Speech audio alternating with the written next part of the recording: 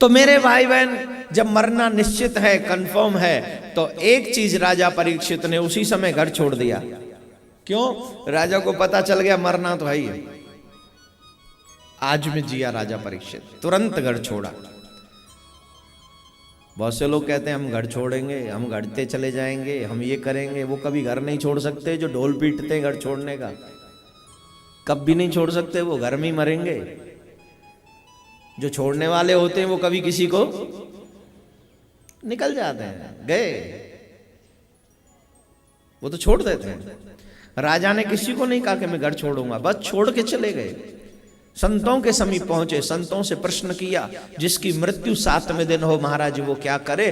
कोई संत कुछ कहते हैं, कोई कहते हैं व्रत रखो, कोई कहते हैं गंगा स्नान करो, कोई कहते हैं भगवान के नाम का जाप करो, कोई कुछ कहते हैं, कोई कुछ कहते हैं। उसी समय नारद जी की प्रेरणा से प्रेरित होकर श्री सुखदेव जी महाराज वहां पधारे। बोलो सुखदेव जी महाराज की जय। 16 वर्षीय श्री सुखदेव जी महाराज, अंग पर एक भी वस्त्र नहीं है, माथे पर ऐसा लग रहा है इतना तेज, इतना प्रकाश है, मानो जैसे दूसरा सूर्य प्रकट हो गया हो। अद्भुत प्रकाश है, अद्भुत तेज है।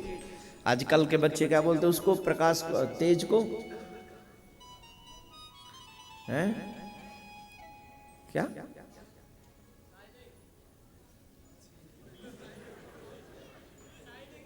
शाइनिंग नहीं, कुछ ग्लो, ग्लो। हाँ, फेस पे बहुत बहुत ग्लो है महाराज है। और वो ग्लो के चक्कर में 3 घंटे ब्यूटी पार्लर में रोज लगाते, और मुंह धो लो साबुन से तो ऐसा लगता है यार कहाँ गया ग्लो, ग्लो गायब हो गया। ले ले, जिसको सुंदर दिखना हो उपाय है, एवरीडे 11 माला ठाकुर जी के नाम की करो, ऐसा ग्लो आएगा कि वो बुढ़ापे में भी खत्म होने वाला नहीं है। कसम से आईश्वर, आप देखो जितने भी भजनानंदी महाराज होते हैं उनके चेहरे पे एक अलग ही चमक होती है। क्यों होती है? वो क्रीम की नहीं है, वो साबुन की नहीं है, वो आर्टिफिशियल नहीं है, वो प्रॉपर है। वजह क्योंकि वो भगवान से इतना अटैच्ड है, भगवान पे इतना उनका मंत्र जपते हैं, उनका नाम। और इस दुनिया में सबसे सुंदर अगर कोई है तो मेरे ठाकुर जी है कि नहीं? तो उसका नाम लेने वाले को वो कुछ न कुछ नहीं देगा, तो वो चमक सबसे पहले देता है। और कितना भजनानंदी आप चेहरे से पता लगा सकते हो, चेहरा चमकता है जो भजन करता है, अद्भुत। जब सुखदेव जी महाराज आए तो ऐसा लगा जैसे दूसरा सूर्य प्रकट हो गया हो। राजा परीक्षित ने साष्टांग प्रणाम किया। आजकल तो लोग साधु संतों का सम्मान करना भूल गए हैं, उनको तो ये भी नहीं पता कि साधुओं का सम्मान कैसे होता है। पहले तो आप फिर भी हाथ जोड़कर चरण छूकर प्रणाम करते थे, आजकल तो लोग कोई महात्मा भी आ जाए तो उससे भी हाथ मिलाने के चक्कर में रहते हैं। हेलो महाराज, इसमें कौन सी ताली बजाने वाली बात है?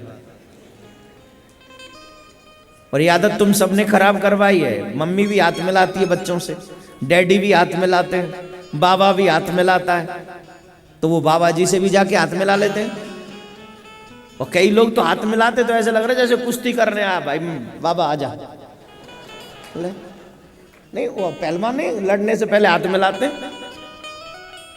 ये नहीं, ये संस्कार नहीं है। कई लोग कहते महाराज जी आशीर्वाद दे दो। कहां से दे दूं? कोई बैंक में जमा कर रहा कि मैंने आशीर्वाद? या किसी भी महाराज ने मांगने से आशीर्वाद नहीं मिलता मेरे भाई बहन। तुम्हारी क्रिया देखकर वो अपने आप आशीर्वाद दे देते हैं, तुम्हारा कर्म देखकर वो अपने आप आशीर्वाद दे देते हैं। जब देखते हैं कि हाँ ये वाकई इस लायक है, तो वो न भी चाहे तो उनके हृदय से निकल जाता है अपने आप। कृपा पात्र वही जानियो जो आज्ञावर्ती हो। रोड पे चलते, बाबा जी आशीर्वाद दे जाओ। अरे बाबा जी कह रहे मुझे छुओ मत, तो बाबा जी को चारों तरफ से घेर लिया, गाड़ी को निकलने नहीं दे रहे। अब बाबा जी आशीर्वाद देंगे कि गाली देंगे बताओ? नहीं, जवाब दो, क्या देंगे? बाबा अरे भाई वो जान दे भाई तेजोरू हाथ, वो चारों तरफ से गाड़ी घेर ली, या बाबा जी घेर लिए। ऐसे थोड़ी आशीर्वाद मिलेगा। आशीर्वाद हृदय से मिलता है, और वो तब मिलता है जब देख लेते हैं महात्मा जी की ये साधु है, ये सत्कर्मी है, ये भजनानंदी है। जब भजनानंदी को देखते हैं तो वो रोक नहीं सकते अपने आप को, अपने आप आश्चर्य निकल जाता है अपने आप।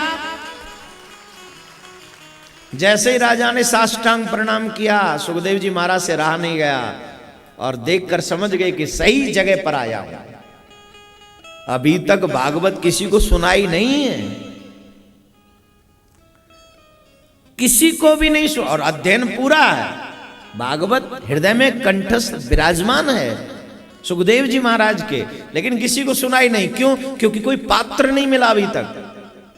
और आज पहली बार किसी पात्र को देख रहे हैं। एक भारत का सम्राट राजा एक फकीर के आगे जमीन में साष्टांग प्रणाम कर रहा है। यह सत्कार, यह आदर जब देखा और आंखों में वो विनम्रता देखी, चेहरे पर वो भाव देखे, सुखदेव मुनि बोले यही सुनने लायक है। तो कहा, गुरुदेव मुझे एक प्रश्न करना है, पूछिए।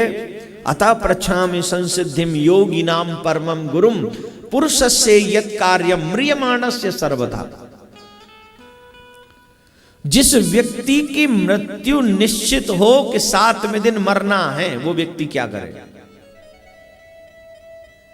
और ये प्रश्न किसी एक व्यक्ति का नहीं, ये समस्त जीव मात्र का प्रश्न है। हे मेरे भाई बहन, सुखदेव मुनि को इसलिए भी अच्छा लगा क्योंकि राजा ने अपने लिए प्रश्न नहीं किया कि मैं 7वें दिन मरूंगा तो मुझे बता दो, मेरा कल्याण कैसे होगा, मुझे मुक्ति कैसे मिलेगी, मेरा बेड़ा पार, ये नहीं पूछा। म्रियमाणस्य सर्वथा, जिस मनुष्य को मरना ही है वो निश्चित तौर पर मरणासन पर है, वो व्यक्ति क्या करे? और ये याद रखिएगा, आप और हम सब मरणासन पर ही हैं। हाँ जी कि ना जी? है ना जी? क्या कंफर्म है? मृत्यु। जब मृत्यु कंफर्म ही है तो फिर डरना किस बात का? मृत्यु में शोक नहीं, उत्सव मनाना चाहिए। जैसे शादी में उत्सव मनाते हो ना, मृत्यु में उत्सव हो, लेकिन सत्कर्मी उत्सव मना सकते, पापी नहीं। पापियों को तो डर लगता है कि वहां यमराज के दूत अच्छी ढंग से सेवा करेंगे। पापी कहां से कर पाएगा? नहीं ना कर पाएगा। पुण्यात्माओं के लिए उत्सव है, क्योंकि ठाकुर जी से मिलना है, भगवान से मिलना है। अरे जब आप किसी मिनिस्टर से मिलते हो तो तमाम तुरंत फेसबुक पे नहीं डाल देते अपने सारे फोटो, अभी मिला हूं मैं, उत्सव है तभी तो।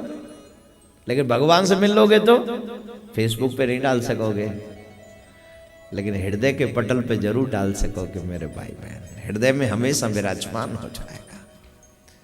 तो राजा ने ये नहीं पूछा कि मैं मरने वाला हूं, राजा ने कहा जो मरने वाला है वो क्या करे? सुखदेव जी कहते हैं, राजन जो निश्चित तौर पर मरने वाला है उसे भागवत का आश्रय ले लेना चाहिए। कितना भी बड़ा पापी क्यों ना हो, भागवत 7 दिन में बेड़ा पार कर देती है उसका। कितने दिन में?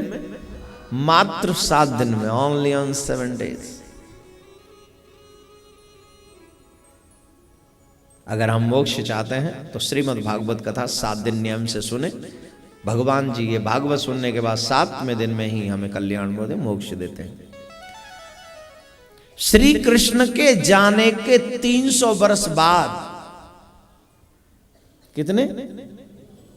300 वर्ष बाद में सुखदेव मुनि ने राजा परीक्षित को भागवत सुनाई।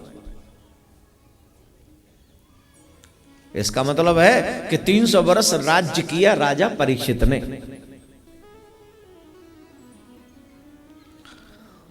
परीक्षित बैठे श्रोता के स्थान पर सुखदेव जी का पूजन करके, और सुखदेव जी महाराज वक्ता के स्थान पर बैठे। वहां पर बड़े बड़े विद्वान, पाराशर इत्यादि, स्वयं वेद व्यास जी महाराज, चमन ऋषि, वशिष्ठ, अंगिरा, न जाने कौन कौन बड़े बड़े ऋषि विराजमान है। काय को? कथा सुनने को। वहां सब मौजूद है। और कथा कौन कह रहे हैं? 16 वर्ष के सुखदेव जी महाराज। बोलने के लिए क्षमता चाहिए ना, ऊर्जा चाहिए कि नहीं? तो बोलने का काम नौजवानों का ही रहना चाहिए, बुजुर्ग आशीर्वाद दें, है ना।